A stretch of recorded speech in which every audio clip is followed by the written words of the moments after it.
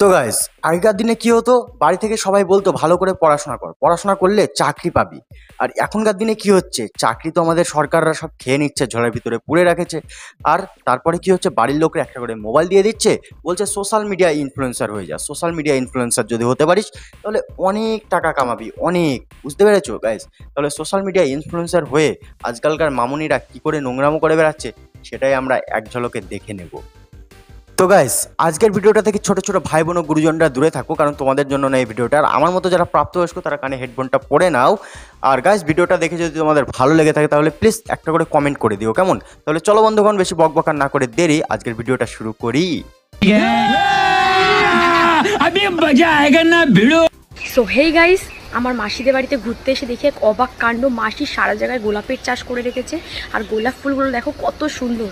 আমি তো অবাক হয়ে যাচ্ছি, আবার মাসির কি ক্ষমতা, এতগুলো গোলাপ একা কিভাবে চাষ করলো। হ্যাঁ গাইস, এটা হচ্ছে গোলাপের বাগান, কিন্তু এটা সেই গোলাপ না যে গোলাপ দিয়ে বয়ফ্রেন্ড গার্লফ্রেন্ডকে প্রপোজ করে বা গার্লফ্রেন্ড বয়ফ্রেন্ডকে প্রপোজ করে, সেই গোলাপ না। বুঝলে গাইস, এই গোলাপ হচ্ছে সেই গোলাপ যে গোলাপ হচ্ছে যদি চুলকানি থাকে, এই গোলাপ যদি একটু ঘষে দেওয়া হয় না, তাহলে তার চুলকানি উধাও হয়ে যায়। কিন্তু মামনি, আমি দেখছি লোকের থেকে তোমার চুলকানি বেশি, তো তোমার চুলকানিটা একটু আগে ভালো করো না এই গোলাপ দিয়ে, তাহলে লোকে নাই এসে ঘষাঘষি শুরু করবে। দামি দামি ড্রেস পরে গর্ব করার কিছু নেই। একটা কথা কি জানো, সব থেকে সুখের মুহূর্তগুলো কিন্তু বিনা ড্রেসেই কাটে। তো বৌদি, আমাদের কাছে সুখের মুহূর্ত তো হচ্ছে অন্য কিছু, কিন্তু তোমার কাছে সুখের মুহূর্ত তো হচ্ছে ভিডিও বানানো। তো বৌদি, ভিডিও বানানোর সময় তুমি জামা কাপড়গুলো খুলে ভিডিও বানাও না, দেখবি এতে তোমাদেরও সুবিধা আমাদেরও সুবিধা। বুঝতে পেরেছো তো? এতে সব সময় তুমি ট্রেন্ডিংয়ে চলবে, কোনো সময় ট্রেন্ডিং থেকে নিচে নামবে না। প্যারি সমাজ গেই। তো নটি বন্ধুরা, তোমাদেরকে একটা কথা বলি। তোমরা যা বললা যে বৌদি তোমার ব্লাউজ কিনে দেবো, তো ব্লাউজটা কবে দিবা? না ব্লাউজ দিলে এই দেখো, দেখতে পাচ্ছ, এই নাইটি পরে ভিডিও বানাবো, শাড়ি আর পরবো না, কারণ তোমার ব্লাউজ যদি না কিনে দাও কি পরবো? তো বৌদি, তোমার যে নটি নটি বন্ধুদের কাছ থেকে ব্লাউজ উপহার নেওয়ার এত শখ, তা তোমার নটি নটি বন্ধুরা কি করে বুঝবে যে তুমি নাইটির ভিতরে ব্লাউজ পরে আছো কি নেই? একদিন নাইটিটা খুলে ভিডিও করে দেখাও, তবে না হয় দেখে কারো মনে একটু মায়া জন্মাবে যে বৌদির কাছে নেই, কিনে দিতে হবে, তাহলে কিনে দেবে। বুঝতে পেরেছো? একদিন খুলে তুমি শুরু করো।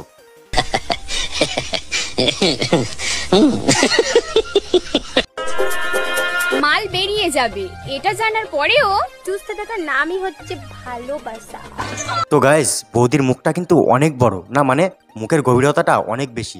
তো বৌদি, তুমি কি মালটা কি চুষে চুষে বার করো নাকি? আর বৌদি, তুমি একটা কথা বলো তো আমাকে, তুমি যে এই ধরনের নোংরা নোংরা ভিডিও বানাও, পাড়াতে বেরিয়ে মানুষজনের কাছে মুখ দেখাতে পারো?